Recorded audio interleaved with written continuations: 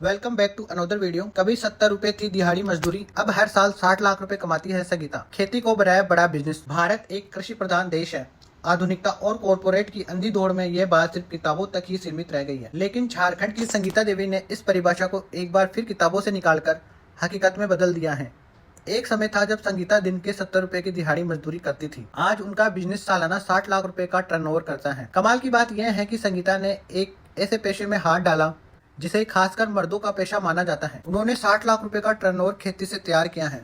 सुनकर आपको भी अचरज हुआ होगा, लेकिन यह बिल्कुल सच है कि संगीता ने अपने पति की मदद से लीज पर जमीन लेकर खेती का काम शुरू किया और सालाना 50 से 60 लाख रुपए का बिजनेस करती हैं। उन्होंने ये शपथ कैसे तय किया, इसके बारे में जानने से पहले यह समझते हैं कि इसका आइडिया उन्हें कहां से मिला। दिहाड़ी मजदूरी से नहीं भरता था पेट। झारखंड की राजधानी रांची के ओरमांझी सीडी ब्लॉक स्थित ओरमांझी गांव की रहने वाली संगीता देवी कुछ साल पहले 70 रुपए रोज की दिहाड़ी मजदूरी करती थी, लेकिन इन पैसों से न तो परिवार का खर्च पूरा होता था और न ही उनके बच्चों के सपनों की सड़क बनाई जा सकती थी।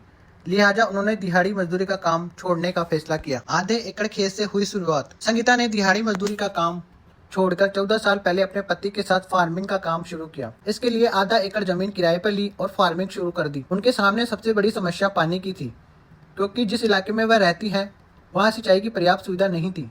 लिहाजा फार्मिंग शुरू करने से पहले संगीता ने ड्रिप सिंचाई और पॉली हाउस फार्म की तकनीक सीखी और तब काम शुरू किया। साल भर में 3 फसल। संगीता का कहना है कि नई तकनीक से खेती शुरू करके उन्हें काफी मुनाफा हुआ है। अब उनकी लागत भी कम आती है और कमाई ज्यादा होती है। एक साल में खेत से 3 फसल निकालती हैं।